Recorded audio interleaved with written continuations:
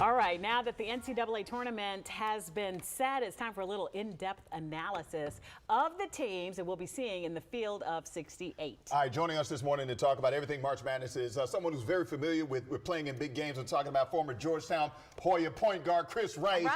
Chris Wright. It can't get much brighter.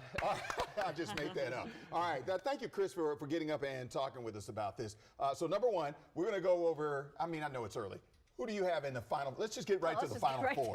Just jump right to the final four, yes. Okay, well, first of all, thank you guys for having me. Absolutely. I have Duke and Houston on one side. And then I have Auburn, and I'm a Big East guy, so I'm going St. John's. St. John's, okay. And then who do you have winning the whole thing? I have Auburn being a champion. You know, Auburn is the oldest team in college basketball this year. I did not know that. Auburn is have an average age of like 23 years old. Oh, so they're grown men. Yeah, so seasoned. We got a seasoned team.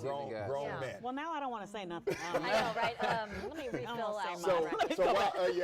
You can change it all the way up until the tip-off. So I have Auburn beating Houston in the championship. Oh, you have it too? Yeah, Auburn beating Houston in the championship. Okay, they did some research, right? Yeah, exactly. Well, we did too. But so did we. That's right. Go ahead, Allison. Go ahead. Go right to the championship. All right, well, I have Duke winning over UConn. Okay, and who do you have? Well, that sounds like a familiar bracket because mine is Duke winning over UConn as well. Now, I know Duke has a favorable path. Yes. UConn has, 6 national championships under their belt. Duke has 5. So I went with Duke because within that big dog story, there is the underdog Duke who needs that 6th.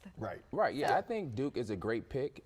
They're losing. Allison, if Cooper Flagg comes back, who's their projected #1 pick going into the draft this year, if he comes back, then you guys have that's a great pick. Right. But I don't know. UConn is having a little bit of down year. They don't have the superstar power that they had in the past 2 years. They won back-to-back. They won back-to-back, so it's kind of tough to win three-peat, you know. So as we saw in the Super Bowl. But you know what, Chris? It's tough to win back-to-back, It is. and they've proven they can do that, so they might be able to do it for a third time. It's not too late to change your pick to ours. Well, we can change. Matter of fact, can you just fill it out for me? Real quick before we run out of time, let's talk about the locals. We got VCU versus BYU. Yes. We got AU versus Mount St. Mary's, and then we have Norfolk versus Florida. So let's dive into those leave Norfolk off of it. Come on, now they're in the tournament. So let's start with VCU versus BYU. I don't want the shame. I was rooting for George Mason. So we all were. I was rooting for George Mason at 10. Unfortunately, lost. It's a lot of local guys on the team, but I'm going VCU. VCU. For upset.